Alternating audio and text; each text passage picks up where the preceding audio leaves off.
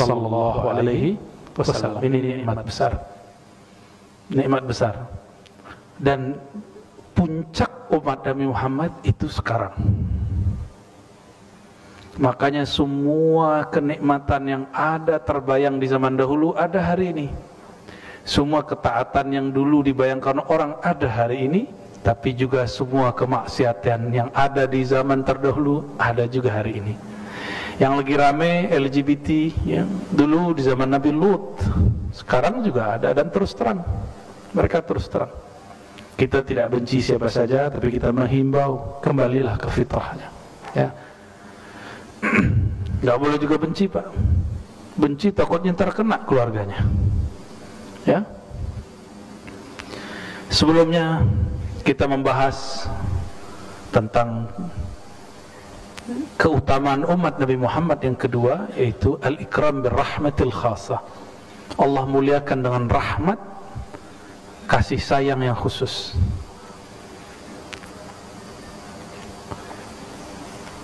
Makanya kita banyak dapat rukhsah. Benar ya? Banyak rukhsah hari ini.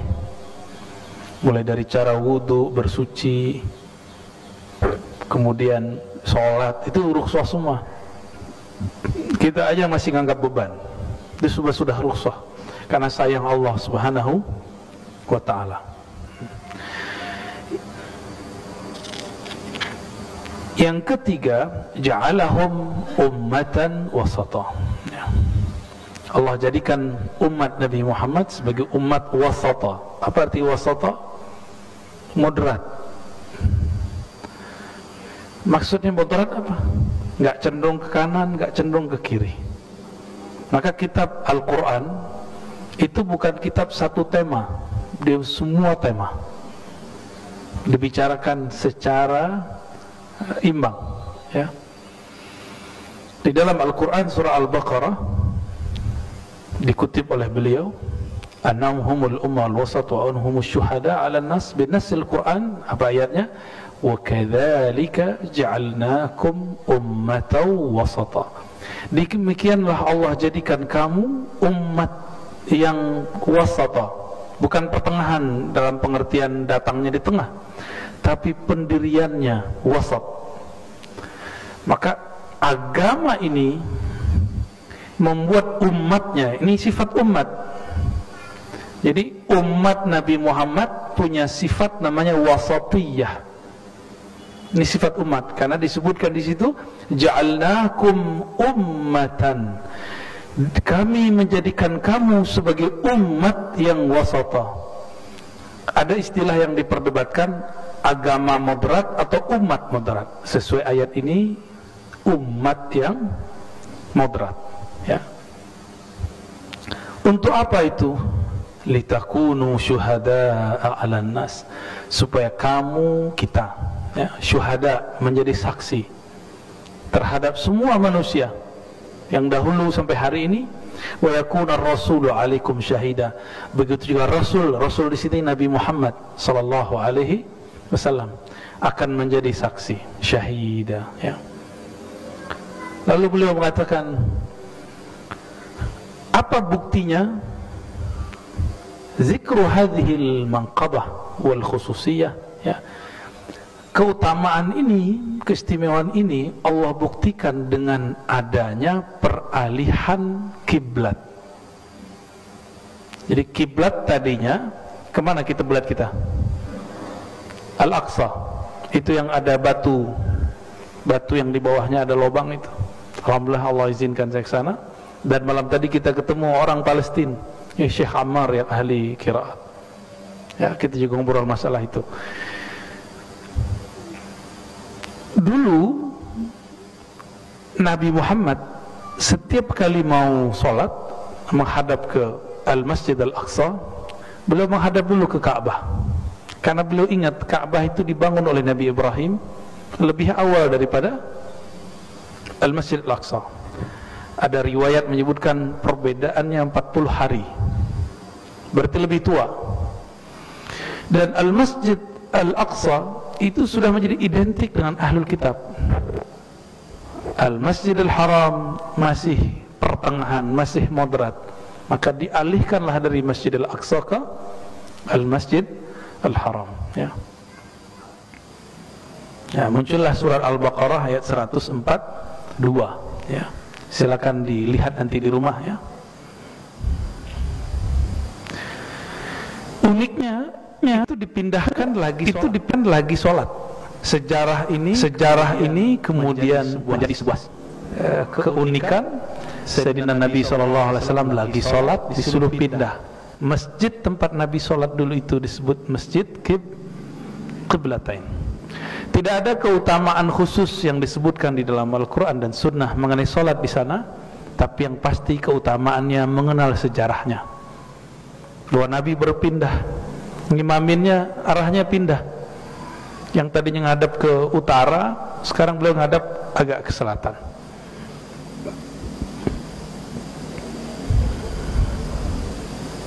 Ya, apa perbedaannya?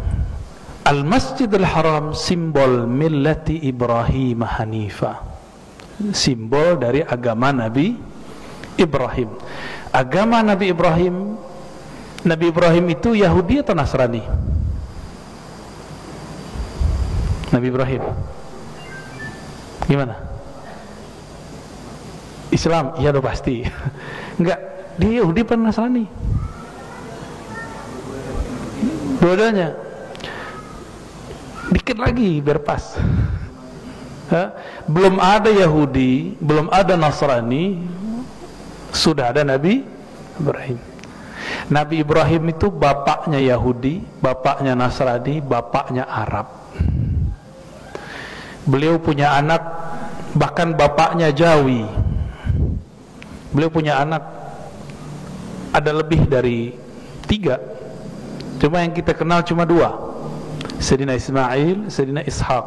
Dari Sayyidina Ishaq ada Nabi Yaqub. Nabi Yaqub inilah yang disebut Israel.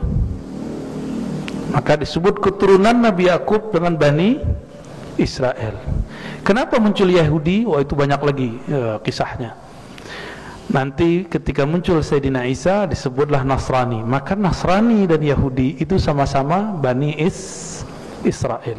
Dalilnya surat Saf, bahwa Sayyidina Isa berkalam kepada Bani Israel, ya Bani Israel. Jadi risalah Sayyidina Isa hanya ke Bani Israel, tidak berlaku untuk umat ini. Maka jika ia turun nanti di akhir zaman, dia tidak membawa syariat Nabi Musa atau syariat sendirinya sendiri. Syariat beliau lebur dalam syariat Nabi Muhammad sallallahu alaihi wasallam. Bayangkan, Nabi aja ngikut Pak, nanti jadi makmum, imamnya Imam Mahdi nanti. Beliau sallallahu alaihi wasallam, Nabi Muhammad berkalam, betapa canggih, betapa hebatnya kalian. Nabi Isa turun jadi makmum, imamnya dari kalian. Wa imamukum minkum, imamnya dari kalian. Inilah ketinggian makom wali umat Nabi Muhammad. Maka penutup kewalian umat Nabi Muhammad dari sisi nubuat Nabi Isa, dari sisi umat biasa keturunan Rasulullah habaib, itu Al-Imam Al-Mahdi. Makanya saya ulang-ulang Pak, harus hormat kepada para sayyid, para syarif, para habib, karena dari mereka lah nanti Allah pilihkan Al-Imam Al-Mahdi. Itu aja. Maka kemudian kita beranikan menyebutkan sebuah hadis, yang hadis ini disembunyikan lama padahal sudah ada di kitab Sahih Muslim. Enggak mau orang sampaikan. Taraktu fikum tsaqalain, aku tinggalkan kepada kalian 2 hal yang berat, kitab Allah, dan yang kedua bukan sunnah, ahla baiti, ahlu baitki. Di dalam Sunan Tirmizi, ahlu baiti itrati, itrahku. Maka kita cinta kepada semua habaib, cinta kepada semua habaib, apapun pergerakannya. Ini kalau nggak ada habaib, negeri ini mungkin nggak islami juga. Namun habaib di negeri ini datang bergelombang. Ada gelombang lebih tua, terus pertengahan, dan yang belakangan ini dari Hadramaut, ya. Dulu banyak ya, sangat banyak. Maka keturunan-keturunan kiai-kiai yang ada di Jawa hari ini, di Banten, itu hampir semuanya keturunan habaib yang lama-lama. Kalau yang sekarang ya, yang dari Hadramaut. Nah, negeri kita beruntung, ini adalah negeri yang paling banyak zuriat Nabi Muhammad sallallahu alaihi wasallam.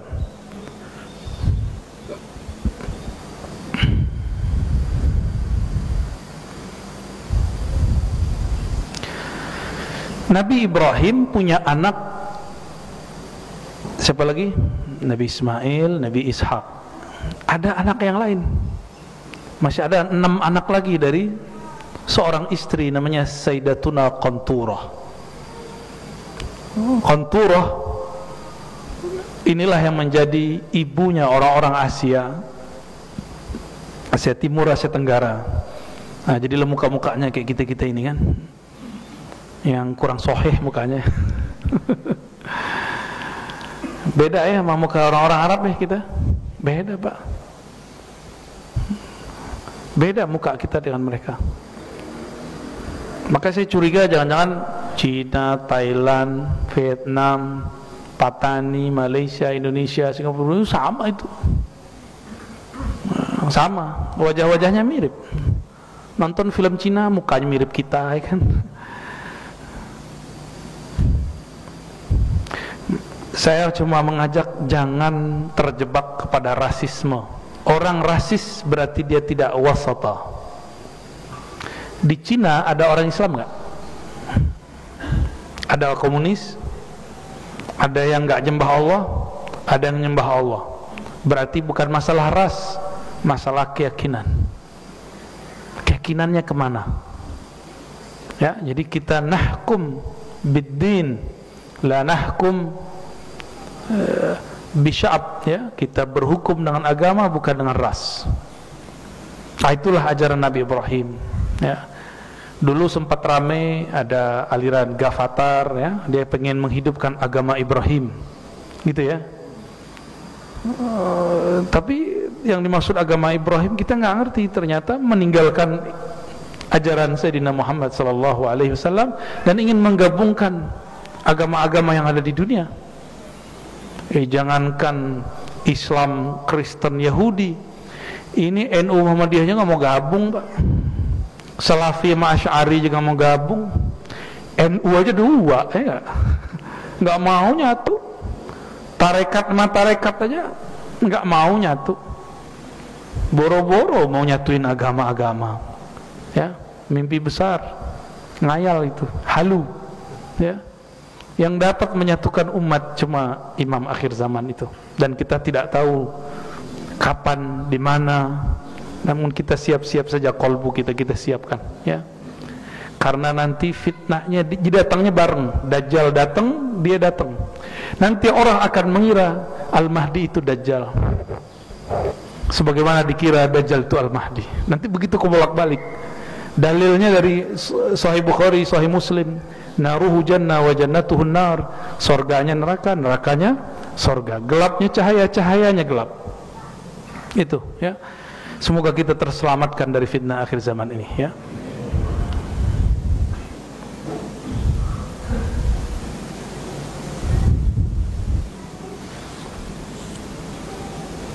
Lalu beliau mengatakan simbol daripada moderat dalam Islam itu adalah Al-Quran sendiri yang berbicara banyak hal, ya. Nah, beliau sebutkan di sini. Dan di akhirat, nah, kita loncat ke bagian belakang. Fa innahu idza kana yaumul qiyamah waqafa an-nas li su'ali qawli kulli ummatin hal balaghakum rasulukum fayaquluna la. Nanti di hari kiamat umat-umat terdahulu, ya, sampai kita itu berdiri semua. Lalu mereka ditanya, hal ballaghakum rasulukum, apakah rasulmu telah mendakwahi kalian? Lalu mereka menjawab, la, belum. Fa yuqalu lirrasulil ladzi ursila ilaihim, maka nabinya dipanggil, wahai para rasul, benarkah kalian belum berdakwah kepada umat kalian?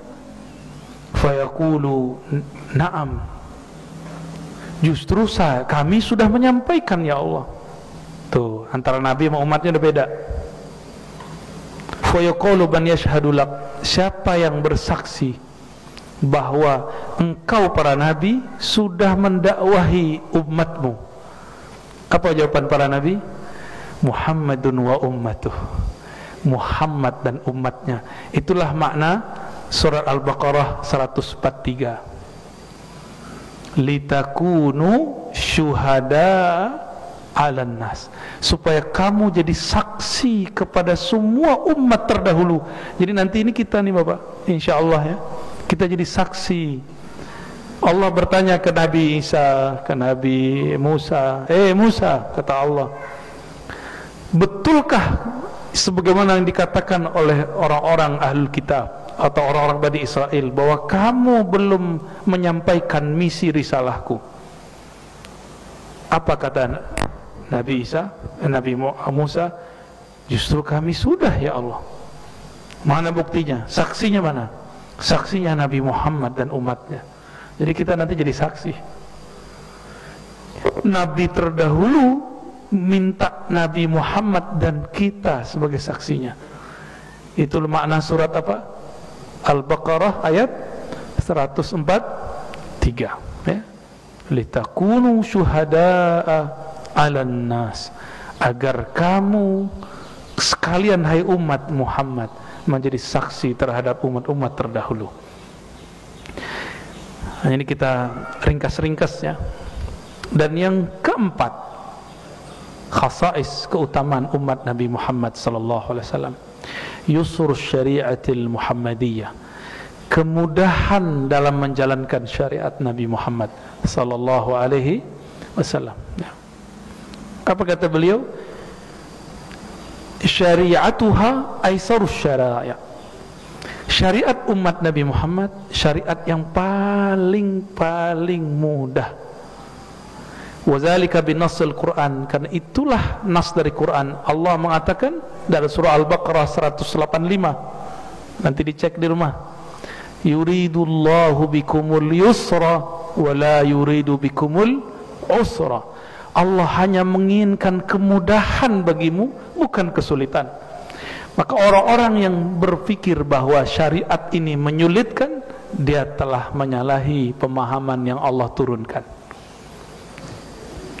Dulu saya sering buat daurah kajian zakat. Mohon maaf, itu bapak-bapak, ibu-ibu bertanyaannya gimana supaya nggak kena zakat. Serius Pak, ibu-ibu emas di mana-mana tangannya, golangnya itu kalau diangkat 3 detik udah turun langsung berat. Kalau nanya, Ustadz, kata orang kalau emasnya dipakai tidak wajib berzakat. Nah, ngeri, jawabannya ngeri. Kita jawab, pas kita jawab dia ngobrol.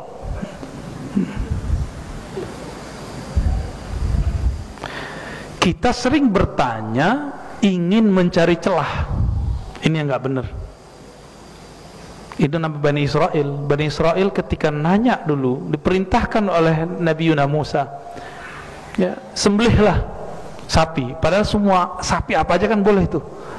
Nanya lagi, pengen detail, pengen sebenarnya itu dibatalkan, dipersulit lah. Oh, nggak ketemu Nabi Musa. Oh, dicari sama Nabi Musa sesuatu yang sesuai perintah dari Allah. Dicari yang nggak pernah dijadiin untuk gembala, warnanya juga safra faqi'ul launuha. Ribet sudah. Musallamatul la syata fiha, nggak pernah dipakai, nggak ada aib. Pusing mereka. Padahal sapi apa aja ambil. Jadi ketika nanti bapak punya guru rohani, diperintahkan amalkan ini, gak usah nanya, amalin aja ya.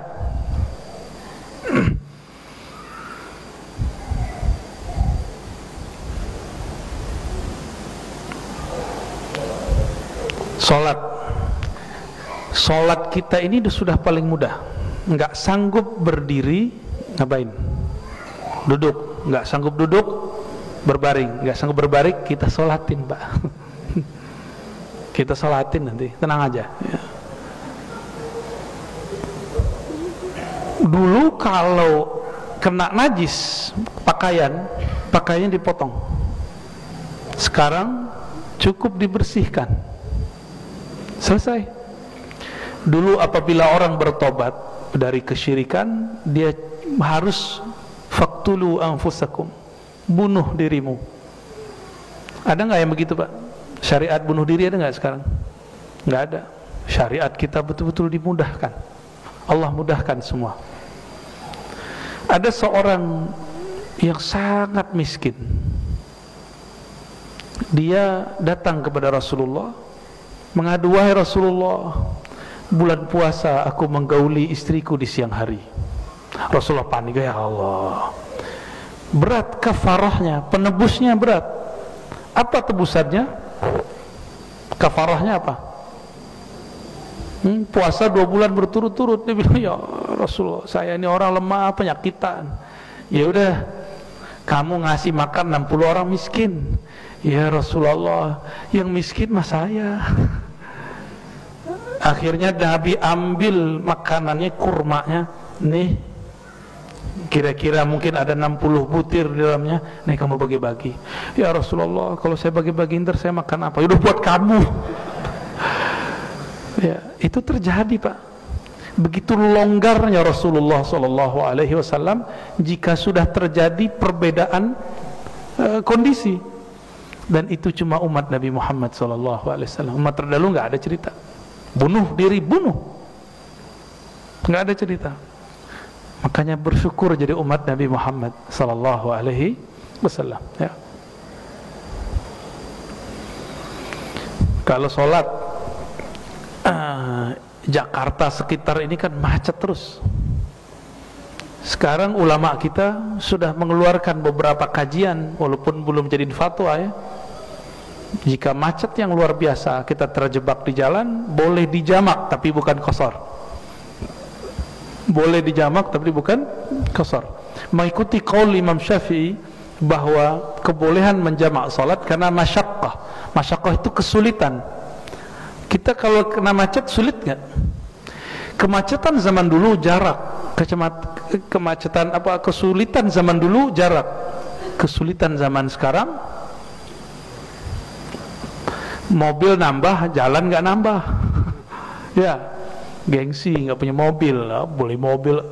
Tiap hari orang beli mobil, jalannya segitu-gitu aja. Ya salam, siap-siap macet. Maka di dalam fikih-fikih ulama kita hari ini, mereka memperkenankan kita untuk menjamak sholat ketika terjadi kemacetan luar biasa, tapi tidak qasar.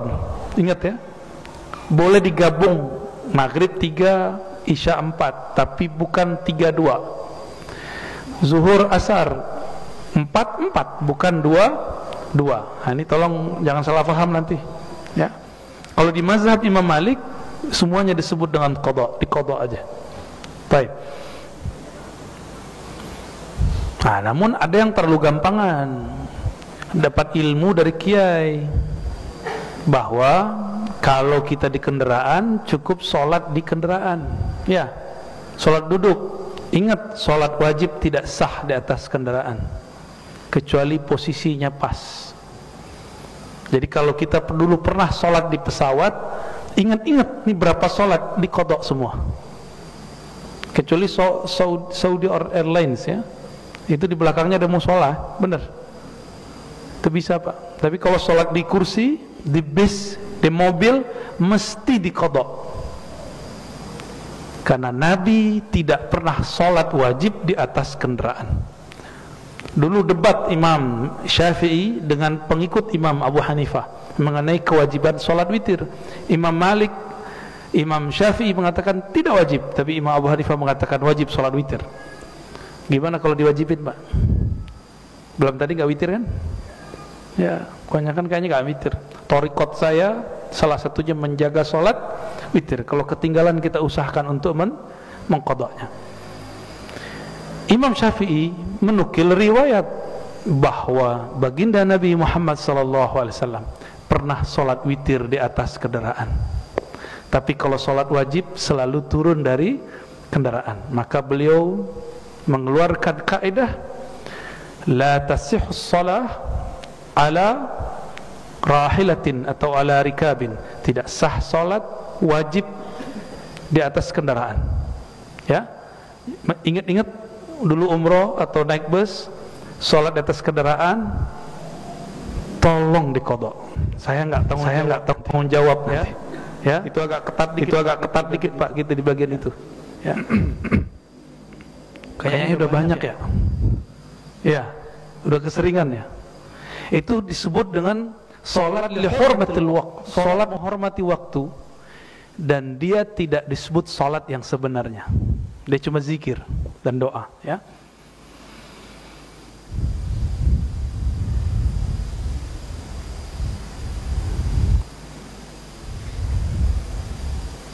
Nabi itu pernah lupa nggak Pak? Pernah. Salah satu berkah umat Nabi Muhammad dibuat lupa dalam sholat. Dalam sholat, bukan lupa dari sholat. Dalam sholatnya beliau ada dua riwayat, satu mengurangi rakaatnya, yang kedua kelebihan rakaat. Dan itu terjadi cuma sekali atau dua kali. Para nabi ini nggak pernah lupa, karena lupa itu dari syaitan. Tapi nisyanul anbiya rahmatun wa barakah, bukan syaitan. Lupanya para nabi itu keberkahan, bukan dari syaitan. Kalau kita lupa seperti yang dikatakan oleh khadamnya Nabi Musa, ya, wa ma ansani, tidaklah aku lupa kecuali karena syaitan yang membuat aku lupa. Tapi kalau nabi lupa, bukan syaitan. Tapi Nabi lupa karena Allah sedang kasih hadiah buat umat. Sekarang kalau kita kelebihan rakaat, ada caranya nggak? Sujud sawi. Kalau kurang, kita tambah satu rakaat, atau berapa kurangnya kita tambah, nanti kita sujud sahwi. Coba kalau Nabi nggak pernah dibuat lupa oleh Allah. Jadi Nabi lupa itu syariat. Nabi itu buang air kecil selalu jongkok atau duduk. Jadi Nabi dua metodenya. Di rumah beliau itu beliau membuat WC baru, jongkok, duduk ya. Tapi kemudian diriwayatkan oleh Sayyidatuna Aisyah bahwa beliau duduk, jongkok. Di riwayat Abdullah bin Umar ini ngintip Rasul. Jadi Rasul diintip buang air kecil, jadi hadis. Antum kalau diintip jadi hadas. Ini dosa kita. Ya Bu ya. Abdullah bin Umar naik ke atas rumah di Madinah itu sampai sekarang masih banyak, gentengnya nggak ada, dia datar aja. Sekarang baru genteng tuh dari Indonesia tuh dibelinya, ya, nggak tahu eksportirnya mungkin para habaib juga tuh. Ya. Naik ke atas rumah, dilihat Nabi gimana cara buang air kecilnya. Ternyata Nabi buang air kecilnya berdiri. Karena tempatnya sempit, itu banyak sampah. Maka disampaikan oleh Abdullah bin Umar, itu ramai Madinah. Setelah wafat Rasulullah, Abdullah bin Umar buka rahasia itu. Saya pernah ngintip Rasulullah buang air kecil berdiri. Tuh, ngintip dia. Kata Sayyidatuna Aisyah, itu Abdullah bin Umar bohong. Saya nggak pernah nyaksiin Nabi buang air kecil berdiri. Nah, ada dua berita. Satu berita orang di rumah Nabi, satu orang berita di luar rumah Nabi. Maka ketika dua berita ini nyampe, dua-duanya sebenarnya dapat diterima. Tapi biasanya orang-orang ngotot, nggak ada. Dia nggak tahu, dia bilang nggak ada. Jadi sekelas Sayyidatuna Aisyah itu nggak salah ketika ngomong, saya nggak pernah lihat. Bener ya kalau beliau ngomong? Karena emang di rumah Rasulullah beliau selalu menggunakan kursinya atau jongkok. Itu Rasulullah.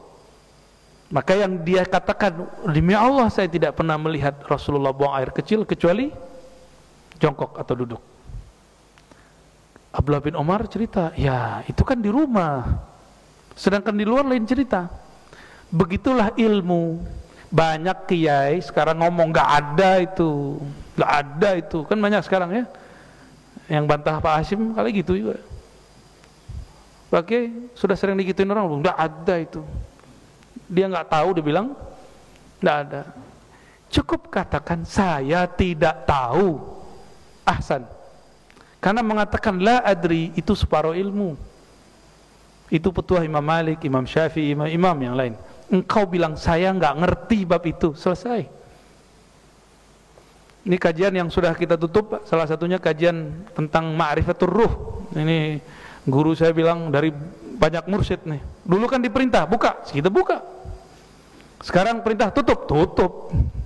Saya kan diperintah aja sama guru-guru kita, masyayikh kita, mursyid kita. Kalau nggak kamu buka, siapa lagi yang buka? Sekarang tutup, ya tutup. Maka Pak mau nanya tentang ruh, saya nggak akan jawab. Muka gimana juga jawabnya, saya nggak akan jawab. Ya, memang sudah diperintahkan. Kalau orang bilang nggak ada itu, ya dia nggak tahu, nggak ada masalah. Ya, nah beruntunglah yang sebelum-sebelumnya ikut kajian, ya ma'rifatur ruh. Ya cuma sedikit Allah izinkan buka, dan saya cuma diberikan juga sedikit dari yang sedikit itu. Dan malangnya sekarang sudah ditutup lagi, ya. Nggak boleh pas saya bahas-bahas itu lagi ntar, ya. Jadi tolong jangan tanya-tanya masalah kajian ruh dulu. Ntar kita ngaji-ngaji begini aja kita, ya. Bismillah, insya Allah.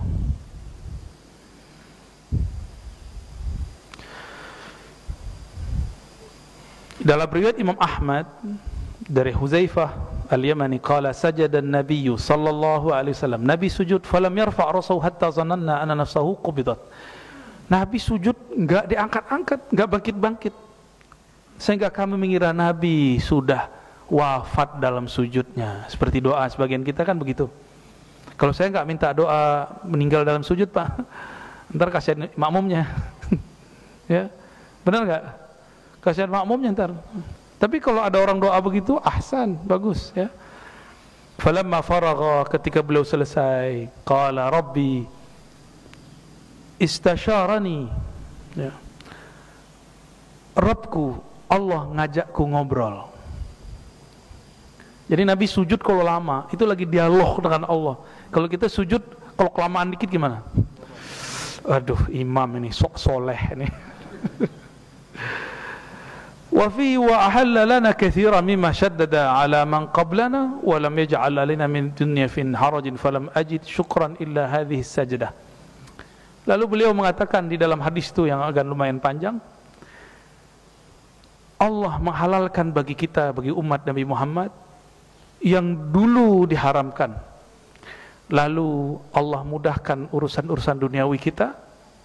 Falam ajid syukran illa hadhihi sajdah. Maka beliau sebagai tanda bersyukur kepada Allah sujud lama sekali. Jadi sujud syukur itu boleh di luar sholat, boleh di dalam sholat, ya. Ini beliau kan halnya dapat. Nah kita kan kalau nggak dapat hal itu jangan lama-lama, Pak, ntar jadi fitnah, ya. Ntar dikira Bapak sudah meninggal. Hadis riwayat Imam Ahmad. Lalu beliau mengatakan, nah ini tahaddus bernikmah. Nabi ini sering memamerkan nikmat karena perintah. Akhir surat Wad-Duha apa lafaznya? Amma bi ni'mati rabbika fahaddits. Terhadap nikmat Rabbmu didahulukan objeknya ni'mati rabbuk, nikmati rabbik. Seharusnya kan haddits ni'mata rabbik. Sekarang objeknya dimajukan, berarti serius. Terhadap nikmat Allah yang sangat besar, ceritakanlah. Menceritakan bahwa ini kebaikan Allah, bukan karena ini turun ke kita, tapi karena Allah lah yang maha baik. Nah, Nabi Muhammad SAW, ya, yaftakhiru bihadhihi ni'mati tahaddusan min ni'matillah. Begitu kata Sayyid Muhammad, Abu Yazid Muhammad Alawi Al-Maliki. Nabi berbangga untuk masalah ini. Apa kata beliau? Inni bu'istu bisamhatil hanafiyah. Aku diutus dengan samhah. Samhah itu kelapangan, hanifiyah dengan kelurusan. Betul-betul gampang. Syariat kita udah gampang sekarang. Ya. wa yusi bidzalika bu'utsahu wa rusulahu yaqulu basyiru wa la tunaffiru wa yassiru wa la tu'assiru. Ketika beliau mengutus Abu Musa al-Asy'ari, Sayyidina Ali, Muaz bin Jabal, sahabat-sahabat diutus keluar, itu dikasih 4 kalam. Basyiru, jangan bikin umat takut. Jadi kajian akhir zaman kita nggak boleh bikin rusuh. Kajian akhirat kita nggak boleh bikin umat putus asa. Harus bikin mereka tambah dekat kepada Allah, tambah semangat. Ini tipis-tipis ya. Yang kedua, wala tunaffiru, jangan buat mereka lari dari agama. Ini prinsip untuk para dai. Yang bikin lari biasanya apa? Yang membebani. Jadi dai-dai killer ya, sok-sok galak, guru-guru galak itu di sekolah aja, jangan di majelis. Di majelis yang penting orang nyaman. Nah, tadi saya dapat cerita dari Kiai Abdurrahman, Allah yarham, waliullah Gusmi, ya, qaddasallahu sirrahu, ketika mengganti nama majelisnya Zikrul Laila menjadi Zikrul Ghafilin, yang diundang bukan gambus sama hadroh, pak bukan. Yang diundang apa? Grup band. Akhirnya orang-orang yang lalai itu, yang suka nyanyi ini dan itu, ikut ngaji. Bernamalah kajiannya Zikrul Ghafilin, peringatan bagi orang-orang yang lalai. Kontroversi saat itu. Aneh gak Pak? Pengajian yang diundang artis-artis band dari Surabaya. Tuh, orang-orang begitu lebih maju dari zamannya. Nah, sekarang kan saya sempat berani ya bawa beberapa orang-orang band itu ya, kita sejajarkan di depan untuk kajian hikam waktu itu. Ya, sekarang ya skip dulu kajian hikamnya yang malam-malam. Dulu juga jam 2 maka namanya Zikrul Laila, zikir malam, diganti Zikrul Ghafilin, dimajuin jamnya. Sama, kajian hikam kita sebelumnya jam 12 malam, sekarang ditutup dulu Pak. Dan anehnya kita kajian selama pandemi. Alhamdulillah baiknya orang-orang yang ngurusin negeri ini nggak pernah itu pengajian kita dibubarin. Padahal yang ikut ngaji nggak pakai masker Pak. Dingin-dingin, Masya Allah. Ya ini negeri betul-betul banyak rukhsah di dalamnya. Tinggal syukurnya yang banyak ya. Itu yang kedua. Yang ketiga apa? Yassiru, permudah yang kamu ajarkan, jangan dipersulit. Nah, inilah dibutuhkan kecerdasan rohani dan intelektual bagi seorang guru dan dai, ulama, ngajar umat. Jangan dipersulit. Torikoh itu kan wirid zikir. Zaman dulu belum ada handphone Pak. Belum ada handphone. Saya buat khalwat 10 hari dulu. Mau ditarik handphonenya takut kabur pulang.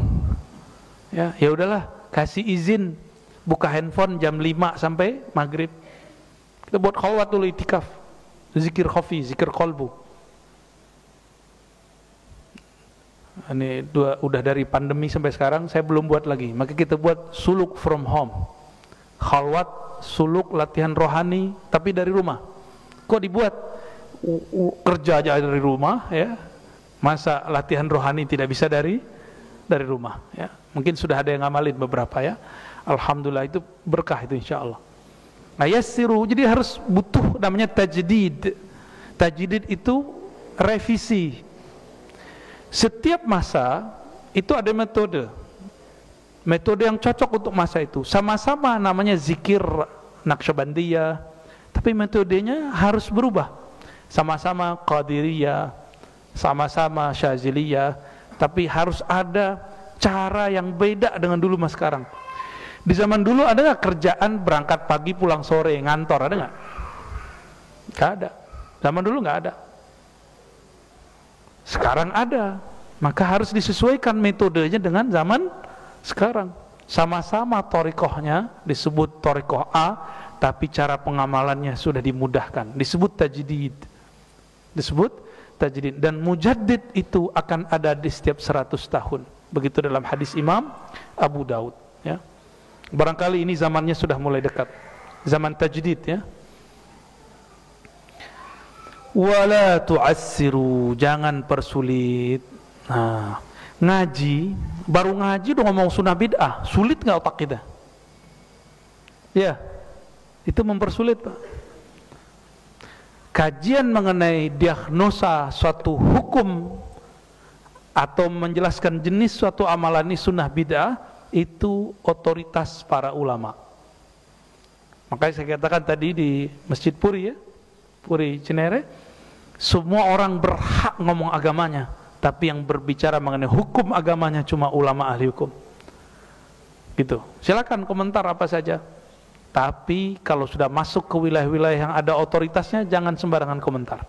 Ya. Sebagaimana kita nggak sembarangan mendiagnosa orang punya penyakit, harus datang ke dokter.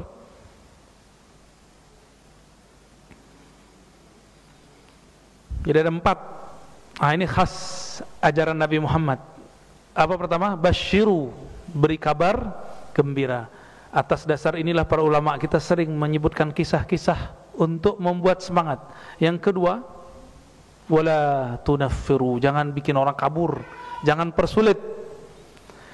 Jangan ngomong begini lagi, begini saya belajar dulu, kamu kalau nggak senang ya sudah pergi sono. Nah, jangan gitu lagi Pak, ngomong zaman sekarang. Ini zaman layar sentuh. Tuh. Zaman udah layar sentuh. Zaman dulu pakai apa Pak layarnya? Layar tancap.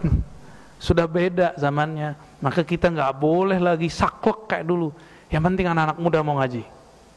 Saya juga masih muda Pak. Oke, masih muda kan? Nah, jenggotnya masih hitam. Alhamdulillah. Wahadhil qaidah. Nomor 3, yassiru, taisir, dimudahkan. Yang keempat, tidak mempersulit, ya. Disinilah muncul revisi-revisi dalam metode. Syariat tidak boleh direvisi, tapi fikih boleh direvisi. Apa bedanya? Syariat dari Allah, pemahaman terhadap syariat boleh berubah, tapi syariatnya tidak boleh berubah, ya. وهذه القاعدة الكبرى في تكاليف هذه العقيدة كلها. Nah, inilah kaidah-kaidah besar dalam, ya, tugas mengajarkan akidah agama ini. Fahiya muyassarah wala usra fiha. Ini justru mempermudah, bukan mempersulit, ya. Wa hiya tuhilil qalbi alladhi yatazawwaquha bisuhula wal yusra fi akhidhil hayati kulliha. Inilah yang membuat agama ini justru tanpa mempermudah. Ini mohon maaf, zakat yang 10% apa Pak? Zakat tanaman pakai air tadah hujan, bukan irigasi. Kalau irigasi 5%. Kalau hasil dagang, pekerjaan bulanan tahunan cuma 2,5%. Sedangkan di syariat Bani Israel itu mau apa aja kerjaannya sampai sekarang 1/10.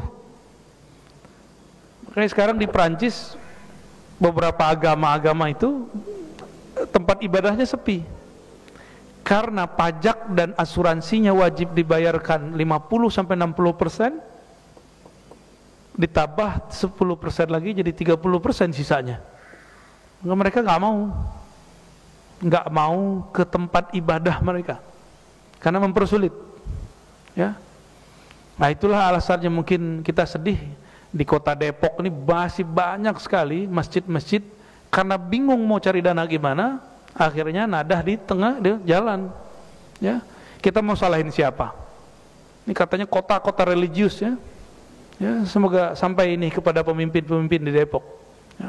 Mau ini dibantu nih masjid-masjid biar nggak buka, malu kita sama agama lain, bahkan malu kepada Rasulullah Sallallahu Alaihi Wasallam, ya. Kalau ada wakil-wakil rakyat, tolong diurus itu, dirapikan masalah itu. Jangan alasan nggak ngasih Pak, ya, ngasih aja. Itu mereka udah bingung mau buat proposal kemana. Orang sekarang sibuk bikin masjid fisiknya, tapi lupa membangun orang di dalamnya. Nah, ini yang kita sedih. Dulu ulama kita bikin pesantren bangunannya dulu atau pesantren isinya dulu. Nah, ngajinya dulu dihidupkan, baru bikin bangunannya. Jangan dibalik.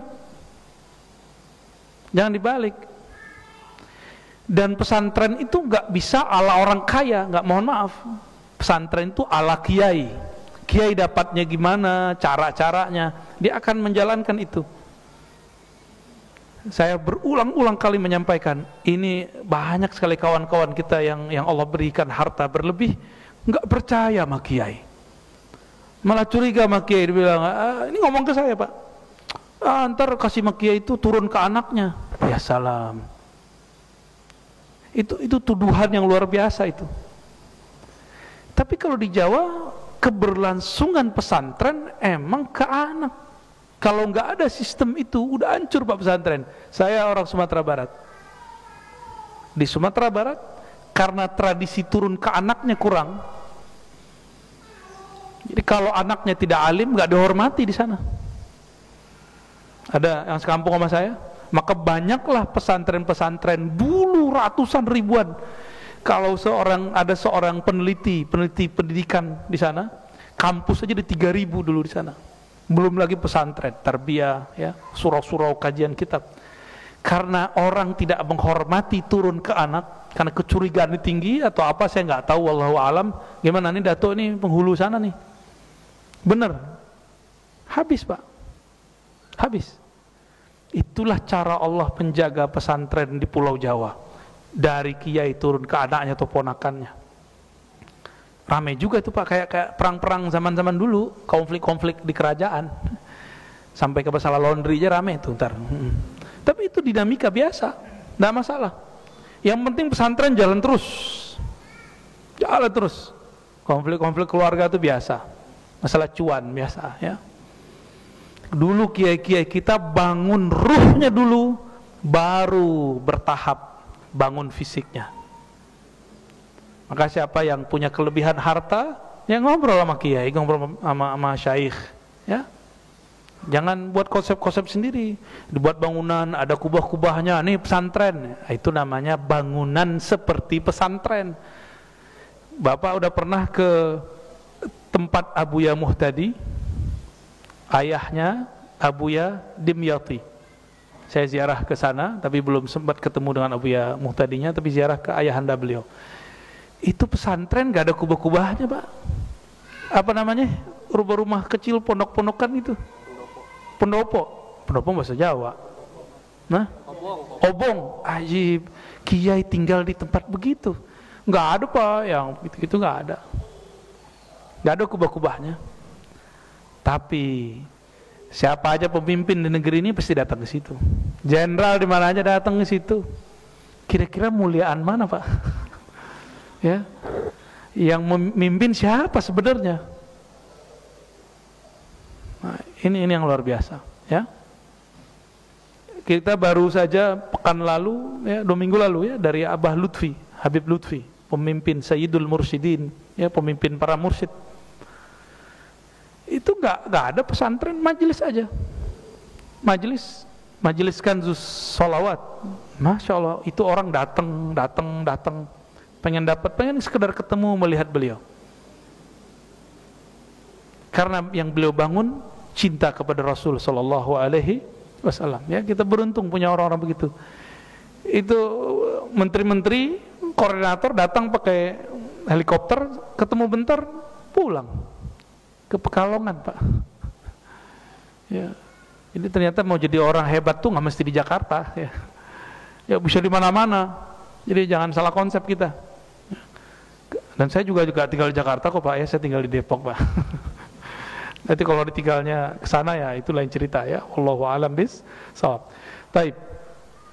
Ini Bapak Ibu yang muliakan Allah, salah satu kelebihan yang Allah berikan kepada kita sebagai umat Nabi Muhammad, bahwa syariat ini dimudahkan oleh Allah Subhanahu wa taala. Maka saya mengajak ini, silakan dibaca itu, ya. Alhamdulillahillazi ja'alana min ummati sayyidina Muhammad. Coba baca, alhamdulillahillazi ja'alana min ummati sayyidina Muhammad. Terima kasih ya Allah yang telah menjadikan kami umat Nabi Muhammad. Al-Fatihah. Amin.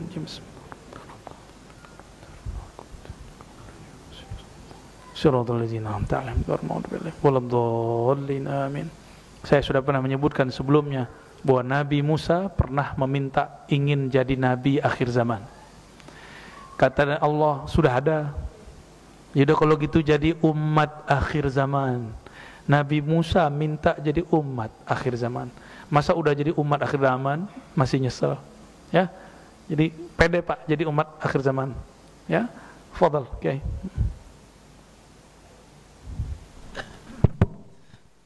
Baik, terima kasih kepada Buya yang telah memberikan ilmunya untuk kita semuanya. Dan sebelum kita tutup, seperti kebiasaan kita ada memberikan kesempatan Bapak Ibu untuk menyampaikan, mungkin karena sudah ada titipan juga Buya ini, sudah ada titipan, saya akan bacakan dan nanti saya akan berikan kesempatan dari Bapak-Bapak satu, dari Ibu satu.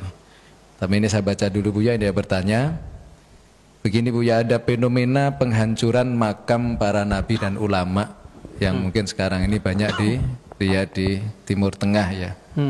Yang mereka menganggap itu adalah satu pelanggaran berdasarkan hadis-hadis sahih.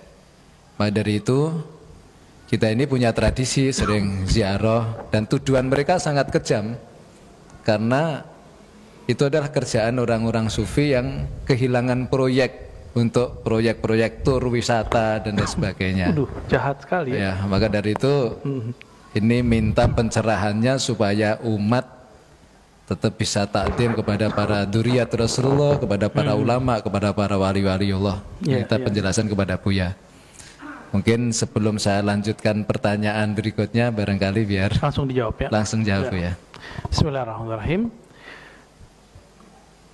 Betul ada hadis bahwa Rasulullah melarang meninggikan atau membuat bangunan di atas kubur. Naha anil bina alal qabr ya. Rasulullah melarang ada bangunan di atas kubur. Saya dulu mengira hadis ini umum. Dan sempat ya dulu kan kita juga sama Pak, mantan juga ya. Aduh kalau ngelihat kuburan ada bangunan itu kayaknya pengen ngambil kapak itu mau ngancurin. Itu memang udah dari sono. Dan yang pertama kali seingat saya melakukan itu di kalangan kekhalifahan Bani Abbasiyah namanya Al-Mutawakkil. Beliau ini enggak senang sama Ahlul Bait, apalagi masalah kubur. Maka kuburan Sayyidina Al-Husain di Karbala itu dia datarkan, dia ratakan. Itu sebabnya Imam Ahmad juga enggak senang sama beliau ya. Kita bukan Rafidah tapi juga bukan nasibah. Nasibah itu yang menghina zuriat Rasulullah sallallahu alaihi wasallam. Lalu sempat pusing lama juga tuh ya. Ternyata kita kurang membaca karya imam kita, yaitu Imam Syafi'i. Imam Syafi'i punya kitab namanya Di bagian bab jenazah beliau menjelaskan tentang masalah persoalan bangunan di atas kuburan. Apa penjelasan beliau? Betul dilarang jika tanahnya tanah wakaf umum. Kalau wakafnya bersyarat, wakafnya wakaf keluarga, wakafnya wakaf milik pesantren, wakafnya mungkin dari pendiri dan dia bersyarat, saya wakaf nih masjid tanahnya, tetapi nanti tolong kuburkan saya di situ. Berarti wakafnya bukan wakaf umum di bagian tidak dikuburkan. Ya. Yang umum seperti pemakaman umum itu enggak boleh buat. Benar, enggak bolehnya makruh, bukan haram. Jadi an-nahyu lit-tahrim. Jadi larangan itu ada dua, ada al-karahiyah hanya sekedar dibenci, ada yang lit-tahrim. Ya, karah itu lit-tahrim, ada yang karahiyah aja ya. Mendekati kepada keharaman, ada yang biasa aja. Imam Syafi'i paling mengerti karena beliau zamannya dengan Nabi tidak berjauhan. Beliau menjelaskan hadis ini khusus untuk tanah pemakaman umum. Nanti silakan dicek di kitab Al-Um. Ya. Berarti kalau tanah keluarga boleh nggak?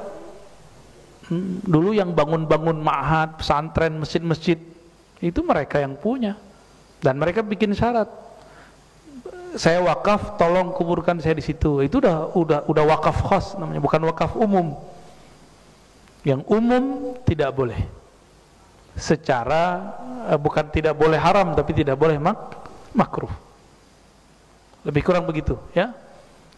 Lalu bagaimana dengan fenomena penghancuran? Mereka gagal faham. Mereka gagal faham. Tadi Al-Mutawakkil pertama buat, lalu diteruskan terakhir oleh kelompok-kelompok yang muncul di Najd, ya, kelompok Wahabiyah. Dan ini dicatat dengan baik oleh Sayyid Ahmad Zaini Dahlan, ya, yang dia tulis bukunya Fitnatul Wahabiyah, lalu kitab Ar-Raddu 'alal Wahabiyah. Itu luar biasa, Pak. Direkam dengan baik apa saja yang dilakukan oleh kelompok Wahabi. Dia bunuh ulama, dia hancurkan kubur-kuburan, dia tuduh orang ziarah itu syirik, suuzon nama umat, suuzon nama umat, ya. Kita baca, ngeri benar. Kita baca kemudian buku Syekh Saleh Fauzan, kitab dia diajarkan sekarang di pesantren-pesantren di Indonesia. Ini yang mengkhawatirkan saya. Apa kata dia? Bahwa para sufi itu adalah ubadul kubur, penyembah kubur, kuburiyun. Ini tuduhan, masya Allah, berbahaya. Ini sangat berbahaya. Ada yang kuburiyun di sini, sarjana kubur. Ini wajahnya sih kayaknya cenderung begitu nih. Bau-bau jenazah, ya. Tapi ada satu hal yang saya dapat dari kubur. Lainul qalb, kelembutan hati. Maka dapat dipastikan orang-orang yang keras itu emang jauh dari kubur. Ntar dia dikubur aja akhirnya gitu, baru beres dia. Belum dikubur dia akan keras terus, Pak, karena jauh dari kuburan. Lalu para ulama kita, ya, Syekh Said Mamduh punya kitab judulnya Ahkamul Kubur. Itu kitab paling bagus mengenai masalah kubur. Sudah ada PDF-nya kali, Kiai, nanti bisa dibahas. Nanti kita bedah di sini kalau mau, ya. Hukum-hukum mengenai kuburan biar sah jadi kuburiyunnya, ya. Biar kuburiyun yang bersanad gitu, ya. Kubur itu Rasulullah itu, masya Allah, ternyata beliau kalau ziarah bukan hanya siang, ziarahnya tengah malam, Pak. Ada yang berani ziarah tengah malam? Nah, alhamdulillah, gelap loh, Pak. Salah satu latihan kolbu itu ziarah kubur malam hari. Takut sama setan, apa namanya, dedemit, genderuwo, pocong, ya salam. Enggak, itu bukan orang dalam kubur, itu pasti jelmaan-jelmaan. Yang dalam kubur sudah dikubur. Yang dikuburkan fisiknya, rohnya masih ada enggak? Jadi kalau kita mengucapkan salam kepada yang dalam kubur, dia jawab enggak? Jawab. Nabi sendiri yang ngajarin, jika engkau idza maraltum, ya, jika kamu lewati kubur bil maqabir, faqulu, katakanlah assalamualaikum ya ahla diyaril mu'minin, atau assalamualaikum ya ahlal kubur, paling gampang. Salam atas kalian wahai penduduk kubur. Itu Bapak kalau baca salam, Pak, mereka jawab. Untungnya telinga ini nggak dengar. Kalau dengar kabur. Ya. Namun kalau sudah melatih rohani, kadang-kadang terdengar. Untung nggak setiap ziarah terdengar. Kalau setiap ziarah terdengar, masya Allah, udah sedeng-sedeng separuh kita, Pak. Lagi duduk begini, dengar ada orang yang lagi disiksa di situ, kan repot, Pak. Jadi nikmat yang Allah berikan kepada umat ini adalah Allah tutup kasyaf. Maka jangan minta kasyaf banyak-banyak, tahu kasyaf? Dibukakan alam gaib. Ini nikmat, kita tidak bisa melihat alam gaib. Maka saya senang nggak bisa baca isi hati orang, terus saya lebih senang. Karena kalau bisa baca isi hati orang, repot. Jadi plong, cuek bebek. Orang mau punya ilmu santet, ilmu apa, saya cuek aja Pak. Salaman, itu kan macam-macam. Ada yang mindah-mindahin ilmu aneh-aneh lewat salaman. Kita cuek, husnuzan. Dengan husnuzan Allah jaga. Insya Allah. Nah, kita kalau kosong, mau diapa-apain juga nggak ada masalah. Tapi kalau sudah suuzon, ngeliat tatapan mata udah capek. Wah, aku punya ilmu nih. Nggak repot tar. Taib. Jadi gitu ya. Terjawab? Sudah. Terjawab ya. Jadi yang tidak boleh yang mana? Kuburan umum. Kalau kuburan wakafnya wakaf khusus, apalagi tanahnya tanah milik keluarga besar mereka, ya boleh-boleh aja. Itu semua yang wali-wali besar kita lihat di Pulau Jawa, di Uzbek, di mana-mana, itu semua tanah mereka atau tanah muridnya dulu. Jadi bukan milik umum, jadi boleh, nggak ada masalah. Yang paling bagus Pak, kuburan terawat itu di Uzbek. Semoga ada masa kita ke sana ya. Insya ziarah ke silsilah Naqsyabandiyah dan silsilah Imam Bukhari. Semoga nanti ada masa ke sana. Insya Allah. Ini bukan travel nih, bukan ya. Ngajak ziarah Pak. Ya, top. Baik, terima kasih. Bapak-bapak, ada satu orang mungkin yang mau bertanya kepada Buya. Oh, baik. Assalamualaikum warahmatullahi wabarakatuh, Bu ya. Nah, mungkin di luar tema Bu ya. Mungkin zaman sekarang kan kita pembayaran lewat e-commerce ya Bu ya. Ada GoPay, misalnya sebut namanya, ada GoPay, OVO segala macam. Itu hukumnya apa ya Bu ya? Saya masih ada bilang goror atau apa segala macam. Mohon penjelasan ya. Assalamualaikum warahmatullahi wabarakatuh. Assalamualaikum. E-commerce atau sejenisnya ya. Al-aslu fil muamalat lil ibahah. Begitu kaidahnya. Pada dasarnya muamalat, transaksi, bisnis itu akadnya atau wujudnya itu boleh. Jadi dibuat unlimit oleh Allah Subhanahu wa taala. Itu bukan hadis Pak ya, itu kaidah yang disepakati oleh para ulama 3 mazhab ya, tapi diperdebatkan oleh ulama Hanafiyah. Pada dasarnya muamalat itu transaksi bisnis, akad-akadnya boleh dengan syarat tentunya sesuai dengan syariat. Di zaman dulu orang sering untuk mendapatkan satu barang melakukan barter.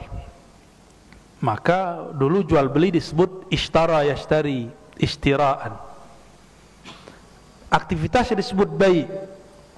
Bai ini kemudian ada di situ sigat, kalimat untuk terima jawab ya. Penyerahan dan diterima. Namun di zaman Rasulullah hanya ada sekitar 24 sampai 26 transaksi bisnis. Dan itu ditulis di dalam kitab Bulughul Maram. Di zaman itu belum ada GoPay, belum ada OPPO, apalagi Shopee, apa namanya, Shopee Pay. Ini bukan lagi iklan Pak, ini lagi membahas jawabannya. Ya. Apalagi namanya, dulu ada Ustadz Yusuf Mansur buat apa namanya, Paytrend. Waduh, kayaknya udah dapat musibah kayaknya ya. Kita doakan semoga baik-baik aja. Padahal itu kalau jadi, itu kekuatan umat Islam. Cuma sayang, ya, nggak ada orang mau umat Islam itu naik, nggak ada. Saran saya nanti kalau mau buat, jangan bawa-bawa istilah-istilah agama, ya. Yang penting jujur, ridho, itu Islami. Jangan bawa simbol-simbol agama, sensitif. Agama itu suci. Dibawa ke duit, orang curigaan. Di zaman Rasulullah tidak ada namanya kredit. Kredit itu transaksi baru. Belum ada namanya menyimpan duit di bank. Belum ada. Maka orang yang mengharamkan bank itu juga jadi masalah. Perdebatan panjang. Usah dimarahin kiai-kiai Pak. Kamu nih anak baru gede, sok-sokan. Loh, saya bukan sok-sokan. Saya cuma nukil fatwa Darul Ifta. itu ulama Mesir, Syekh Shaltut, Syekh Fulan, Syekh Muti'i mengharamkan bank. Kata kiai-kiai yang marahin saya. Itu kan sebelum tahun 71 Pak Kiai. Sebelum bank itu dikaji. Setelah dikaji, setelah tahun 71, kemudian keluarkan fatwa tahun sekian, dan puncaknya tahun 2003, baru ulama Mesir di Darul Ifta mengeluarkan fatwa yang sangat berani bahwa bank itu halal dan produk-produknya perlu diperhatikan. Jadi kita melihat produknya ini.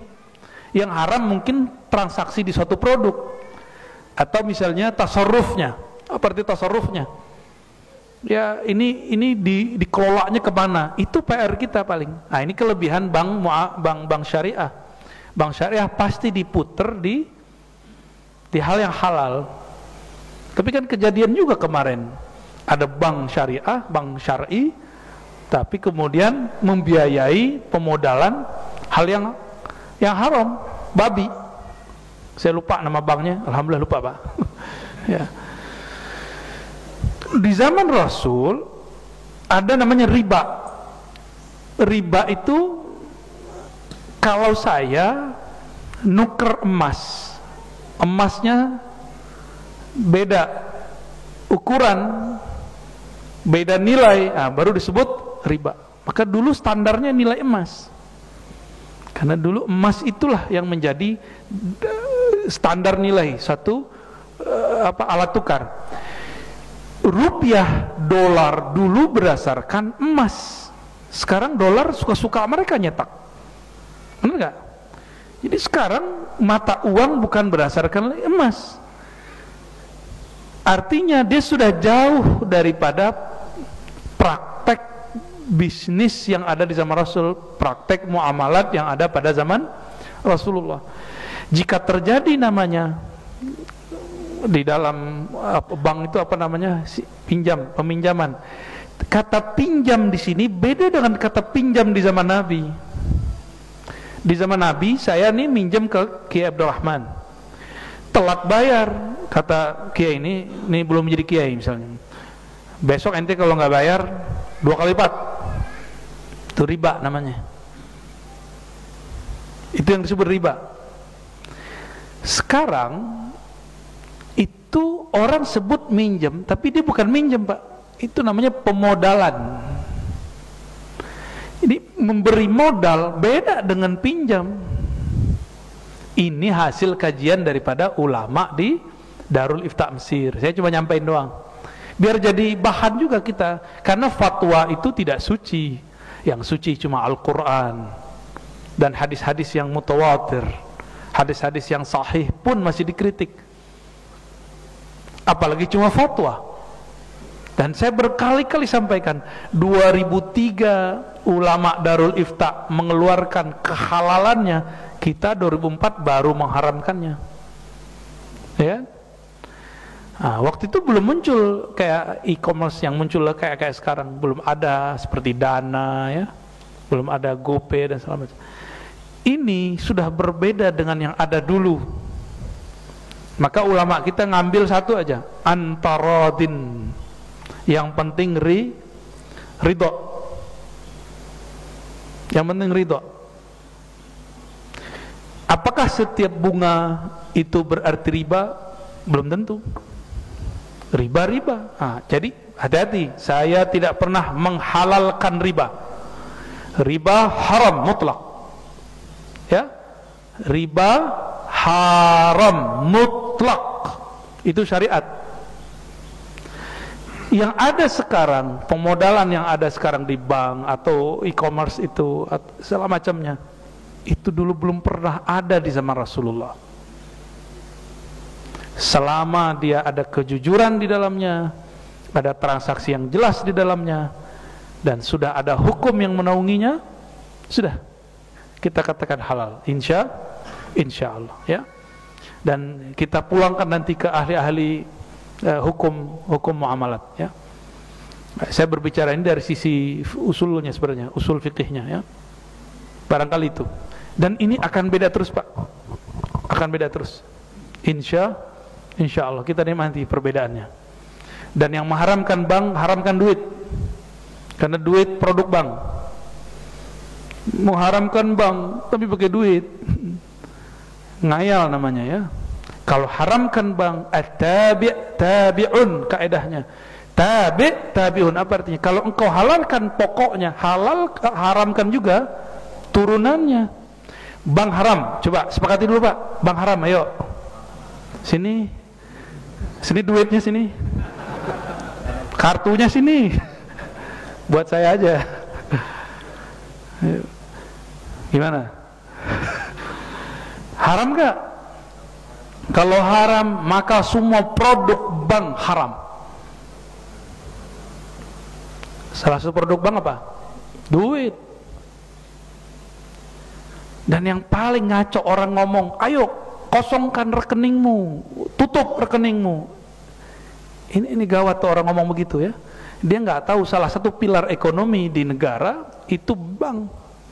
Bank kolab, kita krisis moneter lagi Pak nanti.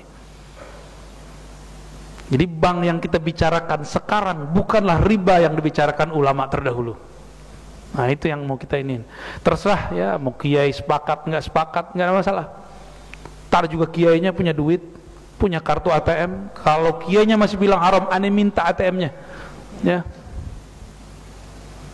Oh kita banknya syariah. Ya saya termasuk penyokong bank syariah, walaupun belum 100% syar'i. Dan saya di bank syariah 2 Pak. Sekarang BSI mah, satu lagi Muamalat. Yang kita sebut aja. Kita ngambil. Cuma satu saya ngambil bank milik negara BUMN yang umum. Karena saya sokong. Itu pun ATM-nya nggak bisa lupa PIN-nya Pak. Ya. Ala kulli hal teman-teman semua, sahabat-sahabat semua, buka pikirannya. Ya, jangan kemudian menyamakan istilah dulu dengan sekarang, itu beda jauh. Baik, ini panjang Pak, nanti kita bahas lebih kencang lagi ya. Tafadhal. Baik, mungkin satu ibu-ibu mohon dibantu mic-nya. Satu terakhir karena sudah 1,5 jam ya. Baik, insya Allah nanti bulan depan kita lanjutkan. Bismillahirrahmanirrahim. Assalamualaikum Buya. Assalamualaikum. Izin bertanya, ini kebetulan saya berbisnis dari rumah Buya. Saya ingin bertanya bagaimana hukum Islam, aturan-aturannya untuk wanita yang berbisnis. Lalu kemudian bertanya lagi, bagaimana Buya biar hati kita ini selalu istiqomah ingat sama Allah dan Rasulullah, dan amalan apa yang harus kita lakukan setiap hari. Terima kasih. Wassalamualaikum warahmatullahi wabarakatuh. Perempuan berbisnis yang paling cepat teringat siapa? Sayyidatuna Khadijah. Bahkan di zaman Rasulullah ada seorang perempuan dicerai suaminya, atau ada yang meninggal suaminya, dia harus menghidupi keluarganya. Ya, maka dia kerja di tempat bekerja. Ada yang kerjanya di ladang, ada yang kerjanya di mana, di pasar. Itu mereka kerja. Lalu bagaimana dengan hukum fikih yang menyebutkan kalau perempuan yang sedang iddah ya tidak boleh bersolek segala macam? Maksudnya itu yang tabarruj jahiliyah. Tabarruj ini kan 2. Tabarruj jahiliyah, bergaya-gaya jahiliyah, buka aurat, ya, pakaiannya yang nggak senonoh gitu. Itu maksudnya. Sedangkan kalau masih layak, masih patut, masih nggak ada masalah, nggak ada masalah. Dia tetap bekerja. Misalnya suaminya meninggal, dia PNS. Ya, cuma berduka berapa hari, ya harus berangkat lagi, tetap pakaiannya pakaian biasa. Tapi saya punya dosen dulu, suaminya meninggal, dosennya wajahnya lumayan. Selama iddah itu dia emang nggak pakai make up sama sekali. Itu pilihan dia, itu pemahaman dia. Tapi kita juga punya seorang bunyai, alim juga, beliau tetap pakai tapi yang pantas, sekedar merawat wajahnya. Ya, nah, silakan diikuti mana yang pas ya. Jadi untuk perempuan yang berbisnis, lakukan terus ya. Apalagi sekarang berbisnis bagi umat akhir zaman sangat mudah, semuanya ada di genggaman. Benar ya. Bagaimana dengan interaksi lawan jenis? Interaksi lawan jenis selama tidak terjadi ikhtilat. Ikhtilat ini terbagi 2, ada ikhtilat yang haram, ada yang ikhtilat yang mubah. Ikhtilat yang halal ini sekarang ini ikhtilat juga. Cuma sono akhwatnya, sini ikhwannya. Ketika di pasar, ikhtilat nggak? Ikhtilat, tapi kan tidak kemudian seperti di bar. Nabi SAW ketika beliau diundang pernikahan disambut oleh perempuan, hadis Bukhari dan Muslim. Perempuan yang nyambut, berarti ada ikhtilat. Ikhtilat gitu, yang nyambut perempuan, tapi ikhtilatnya yang mubah. Perempuannya tutup aurat, ya mereka sopan, mereka juga pengen ketemu Rasulullah kok. Gitu, yang pantas aja, yang pantas. Jadi jika emang harus bertemu lawan jenis, lakukan sepantasnya, semaklumnya. Ya. Dan kita sudah tahu batas-batas itu semua. Dan yang terakhir mengenai bagaimana cara istiqamah agar ingat Allah dan Rasulullah SAW. Untuk istiqamah itu bahasa Arab artinya berusaha menuntut diri supaya tetap qiyam, teguh, dan itu butuh bimbingan, nggak mungkin sendiri. Jika tidak punya guru mursyid, maka carilah teman komunitas yang mereka punya kesepakatan untuk beramal satu amalan. Jika tidak punya, maka lihatlah orang-orang yang mengkritik kita, musuh-musuh kita, karena musuh itu kadang lebih mengerti aib kita daripada kawan. Ya, kalau nggak ada juga ya ke laut aja ya. Ya. Itu caranya supaya istiqomah ingat Allah Subhanahu wa taala. Tapi cara paling cepat itu berguru, bermursyid. Carilah mursyid di mana aja. Ya. Dan cara untuk ingat Rasulullah, ini paling indah. Pelajari sunnah Nabi harian mulai dari bangun tidur sampai tidur lagi. Ini pesan dari salah satu guru kita, Al-Habib Ali Al-Jufri. Awal datang ke Indonesia, datangnya ke Depok. Ya, saya ketemu di Depok, di salah satu hotel dulu. Dan ada acara ya semacam Stadium General, dan kita mendengarkan dan kita minta ijazah dari beliau. Dijelaskan beberapa riwayat hadis Nabi SAW, dan beliau mengajarkan masalah jika engkau ingin bertemu Rasulullah atau ingin dekat ingat kepada Rasulullah, maka pelajarilah adab-adab Rasulullah dari awal bangun sampai tidur lagi. Maka seakan-akan kita akan melihat nur Nabi di mana saja. Ya. Kalau saya tambahkan, jadi guru saya salah satunya yang mengijazahkan Thariqah Syaziliyah, aurat-auratnya, maka amalan wirid Syaziliyah kita di Ribat itu kita ambil dari beliau. Jadi yang menuduh saya bahwa saya tidak ada ijazah Syaziliyah, ya itu biarin aja dia menuduh ya. Saya dapat ijazah auratnya.